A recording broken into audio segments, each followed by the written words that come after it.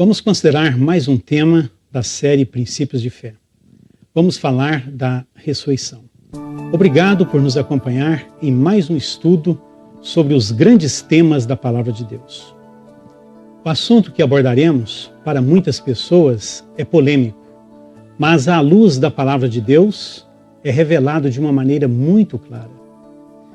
Baseado no relato original de Gênesis, o livro das origens, capítulo 1, versículos 26 a 28, o homem não era dotado de imortalidade natural e incondicional. Unicamente pela obediência a Deus e o comer da árvore da vida, poderia ele perpetuar a sua existência. Isto está no livro de Gênesis, capítulo 2, versículos 9, versículos 16 e 17. Porém, devido à sua desobediência, o homem perdeu o acesso à árvore da vida, distanciou-se da glória do Criador e foi separado da fonte da vida. O pecado trouxe morte a Adão e a todos os seus descendentes.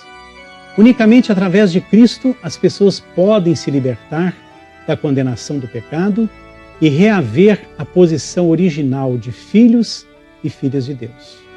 E também participar da vida eterna através dos méritos da justiça de Cristo. No Éden, o homem caiu de sua alta condição. Através da transgressão, tornou-se sujeito à morte.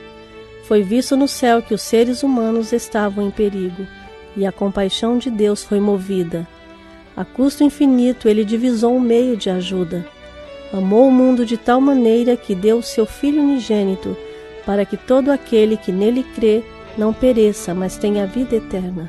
Não havia esperança para o transgressor, exceto através de Cristo.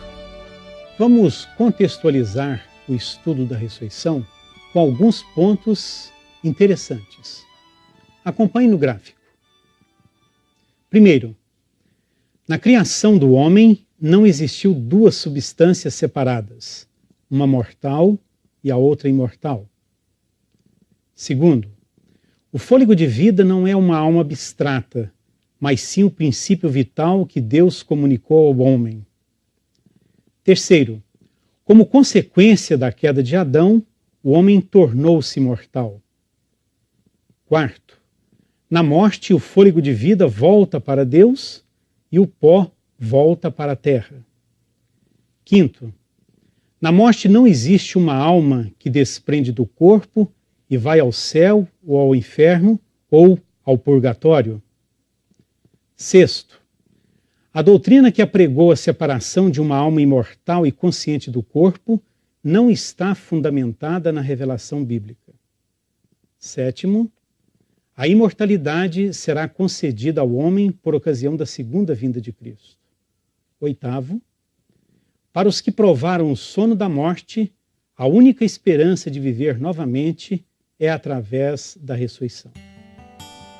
Nós encontramos um texto muito interessante na primeira carta do apóstolo Paulo aos Coríntios. Acompanhe a leitura. Eis aqui vos digo um mistério. Na verdade, nem todos dormiremos, mas todos seremos transformados num momento, num abrir e fechar de olhos, ante a última trombeta. Porque a trombeta soará, e os mortos ressuscitarão incorruptíveis, e nós seremos transformados, porque convém que isto que é corruptível se revista da incorruptibilidade, e que isto que é mortal se revista da imortalidade. 1 Coríntios 15, 51 a 53. O que é ressurreição? Ressurreição é o ato de ressurgir, de tornar à vida. O grande tema da ressurreição dos mortos foi abordado por Cristo nos seus ensinos, e também nós encontramos vários milagres de ressurreição que ele operou durante o seu ministério. No episódio da ressurreição de Lázaro, o texto bíblico de João, capítulo 11, esclarece pontos interessantes. Eu creio que você conhece a história, mas se quiser relembrá-la, leia todo o capítulo. Quando Jesus afirmou que Lázaro dormia, falava a respeito do sono da morte. Ele disse: Lázaro, o nosso amigo, dorme, mas vou despertá-lo do sono. Na realidade, Lázaro estava morto. Portanto, Cristo comparou a morte ao sono. Ao chegar em Betânia, Jesus se dirigiu a Marta e afirmou de uma maneira clara e taxativa: teu irmão há de ressuscitar. E Marta expressou a sua convicção na ressurreição do dia final. Disse-lhe Marta: eu sei que há de ressuscitar na ressurreição do dia final. Então Jesus declarou: eu sou a ressurreição e a vida. E a história é encerrada com um final feliz. Lázaro ressuscitou. Note, se Lázaro, ao morrer, tivesse ascendido ao céu, Jesus teria sido injusto com ele, trazendo-o novamente às agruras da vida e tirando-o das delícias celestiais. Mas Lázaro não estava no céu. Ele dormia o sono da morte e aguardava a ressurreição do dia final. Na ressurreição de Lázaro, fica claro que a única esperança de vida eterna para o cristão é Jesus Cristo. Em Cristo a vida original, não emprestada, não derivada. A divindade de Cristo é a certeza de vida eterna para o crente. Quem crê em mim, disse Jesus, ainda que esteja morto, viverá. E todo aquele que vive e crê em mim nunca morrerá. Crês tu isto? Cristo olha aqui ao tempo de sua segunda vinda. Então os justos mortos ressuscitarão incorruptíveis, e os vivos serão trasladados para o céu sem ver a morte. Aquele que estava, ele próprio, prestes a morrer na cruz, retinha as chaves da morte, vencedor do sepulcro, e afirmou seu direito e poder de dar vida eterna. Eu pergunto, só os justos ressuscitam? Vamos deixar que o texto bíblico responda a esta indagação. Não vos maravilheis disso, porque vem a hora em que todos os que estão nos sepulcros ouvirão a sua voz. E os que fizeram o bem sairão para a ressurreição da vida, e os que fizeram o mal para a ressurreição da condenação. João 5, 28 e 29. À luz da palavra de Deus, compreendemos que haverá duas grandes ressurreições. A ressurreição dos justos para a vida eterna e a ressurreição dos maus para a condenação eterna. Primeiro vamos falar sobre a ressurreição dos justos. No início do cristianismo, o tema da ressurreição não era claro para muitos que abraçavam a fé cristã. O apóstolo Paulo enfrentou essa dificuldade em algumas igrejas que foram estabelecidas por ele mesmo. Por exemplo, os crentes de Tessalônica olhavam para a morte de seus irmãos como uma separação definitiva e eterna. A sua fé não ia além da sepultura, e o apóstolo Paulo dirigiu-se a eles com uma mensagem de conforto e esperança. A esperança da ressurreição como um elemento de reintegração da família de Deus. Não quero, porém, irmãos, que sejais ignorantes acerca dos que já dormem, para que não vos entristeçais, como os demais, que não têm esperança. Porque se cremos que Jesus morreu e ressuscitou, assim também aos que em Jesus dormem, Deus os tornará a trazer com ele. 1 Tessalonicenses 4, 13 e 14. Na carta aos Coríntios, o tema da ressurreição também foi enfatizado por Paulo. Acompanhe a leitura. E se não há ressurreição de mortos, também Cristo não ressuscitou. E se Cristo não ressuscitou, logo é vã a nossa pregação, e também é vã a vossa fé. Porque se os mortos não ressuscitam, também Cristo não ressuscitou. E se Cristo não ressuscitou, é vã a vossa fé, e ainda permaneceis nos vossos pecados. E também os que dormiram em Cristo estão perdidos. 1 Coríntios 15, 13 a 18. Se esperamos em Cristo só nesta vida, somos os mais miseráveis de todos os homens. Mas agora Cristo ressuscitou dos mortos, e foi feito as primícias dos que dormem. Porque assim como a morte veio por um homem, também a ressurreição dos mortos veio por um homem. Porque assim como todos morrem em Adão, assim também todos serão vivificados em Cristo. 1 Coríntios 15, 19 a 22. Quando os justos ressuscitam? A ressurreição dos justos acontecerá na segunda vinda de Cristo. É chamada a primeira ressurreição.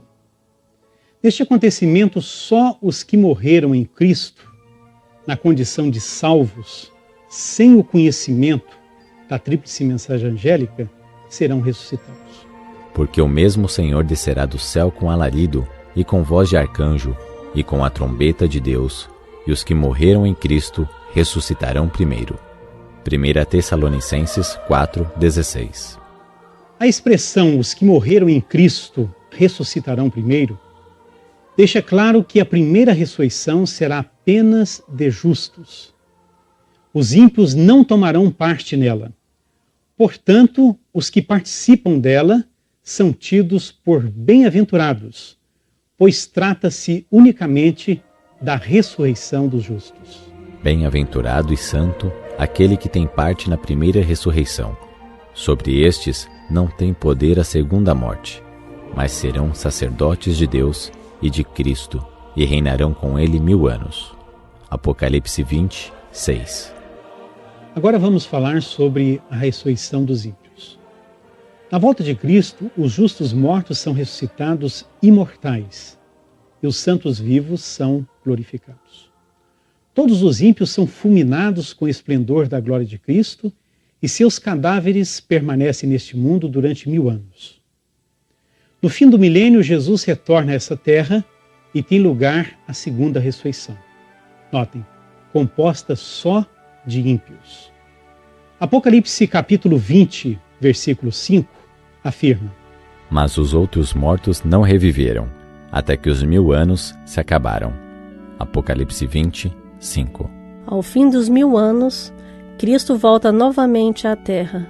É acompanhado pelo exército dos remidos e seguido por um cortejo de anjos. Descendo com grande majestade, ordena aos ímpios mortos que ressuscitem para receber a condenação. Surgem estes como um grande exército, inumerável como a areia do mar. Que contraste com aqueles que ressurgiram na primeira ressurreição! Os justos estavam revestidos de imortal juventude e beleza. Os ímpios trazem os traços da doença e da morte. Após a ressurreição, não será concedido aos ímpios um segundo tempo de graça, um segundo tempo de oportunidade. Eles desprezaram o convite da salvação e, se lhes fosse concedido uma outra chance, eles procederiam de uma maneira idêntica. Os ímpios saem da sepultura, tais quais a ela baixaram, com a mesma inimizade contra Cristo e com o mesmo espírito de rebelião. Não terão um novo tempo de graça no qual remediar os defeitos da vida passada. Para nada aproveitaria isso. Uma vida inteira de pecado não lhes abrandou o coração. Um segundo tempo de graça, se lhes fosse concedido, seria ocupado, como foi o primeiro, em se esquivarem os preceitos de Deus e contra ele incitarem rebelião. Relembrando, como vimos, a segunda grande ressurreição será composta só de ímpios. Ela acontecerá depois do milênio e os que tomam parte nela sofrerão a segunda morte, ou seja, a morte eterna. Serão destruídos pelo fogo do juízo de Deus. Os ímpios recebem sua recompensa na terra. Serão como a palha, e o dia que está para vir os abrasará, diz o Senhor dos Exércitos. Alguns são destruídos em um momento, enquanto outros sofrem muitos dias. Todos são punidos segundo as suas ações. Nas chamas purificadoras, os ímpios são finalmente destruídos, raiz e ramos. Satanás a raiz, seus seguidores os ramos. Perceba agora um ponto curioso, porém muito importante. Além da primeira ressurreição só de justos e a segunda só de ímpios, a Bíblia fala de uma outra ressurreição formada por uma classe mista. Podemos denominá-la de ressurreição especial ou parcial. Ela acontece antes da vinda de Cristo. Os que tomam parte nela ressuscitam sob a voz de Deus. Justos e ímpios integram esta ressurreição.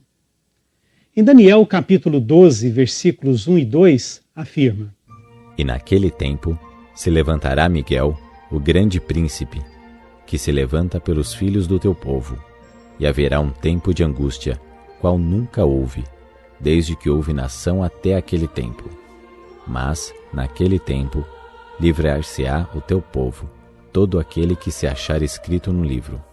E muitos dos que dormem no pó da terra ressuscitarão, uns para a vida eterna e outros para a vergonha e desprezo eterno. Daniel 12, 1 e 2. Essa ressurreição especial ocorrerá no tempo de angústia que precederá o segundo advento de Cristo. Ela não pode ser a primeira ressurreição. Por quê? Porque a primeira ressurreição será apenas de justos. Ela também não pode ser a segunda ressurreição. Por quê? Porque a segunda ressurreição será só de ímpios. Portanto, se trata de uma ressurreição especial. Especial pela ocasião e pelos que tomarão parte nela. Daniel fala que uns ressuscitam para a vida eterna e outros para a vergonha e desprezo eterno. Quem são os justos que ressuscitam para a vida eterna? São todos aqueles que morreram sob a tríplice mensagem angélica, desde 1844 até aquele tempo. Todos os fiéis sob a tríplice mensagem angélica. Quem são, então, os ímpios que ressuscitarão para a vergonha eterna?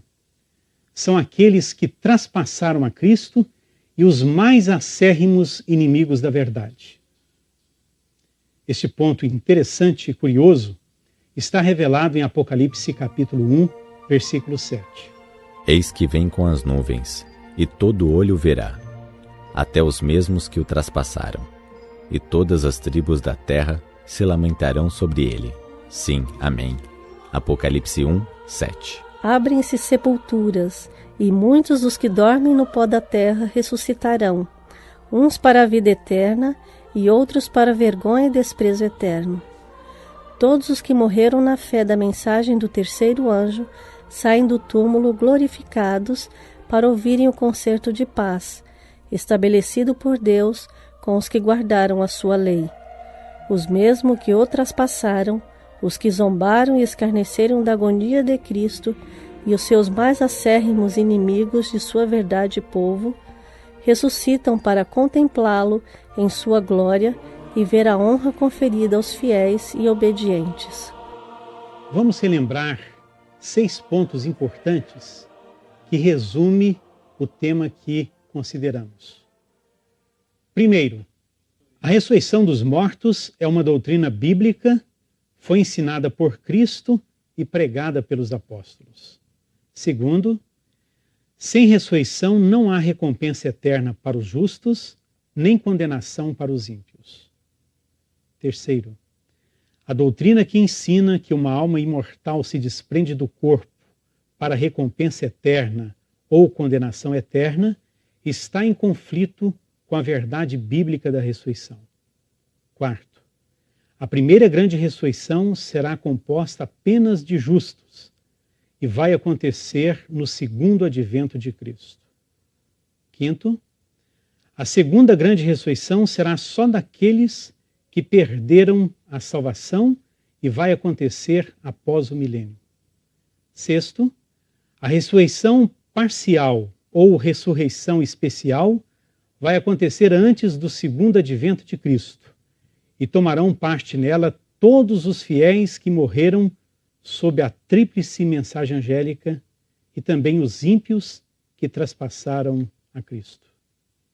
Face a estas tão grandes verdades, surge a solene pergunta: onde nós estaremos naquele grandioso dia? Se formos chamados a passar pelo sono da morte, dormiremos na condição de um justo ou na condição de um ímpio? Ressuscitaremos na ressurreição dos salvos ou na ressurreição dos perdidos? A sua decisão hoje, ao lado de Cristo, vai determinar o seu futuro. Que Que Deus o abençoe e que Cristo seja a certeza de vida eterna para você. Amém. No celeste lar glorioso da Jerusalém de Deus, eu espero muito ansioso encontrar queridos meus. Lá hei de rever amigos que me amavam como irmã e que aguardam no jazigo a feliz ressurreição. O vento também comigo a nova Jerusalém, pois a ti, ó meu amigo, quero lá rever também. Quando as ruas de ouro fino ao teu lado palmilhar, oh, que gozo peregrino, oh, que glória singular. Mas o gozo mais ansiado, a glória que mais seduz, será sermos estreitados pelos braços de Jesus. O vento também comigo a nova Jerusalém, pois a ti, ó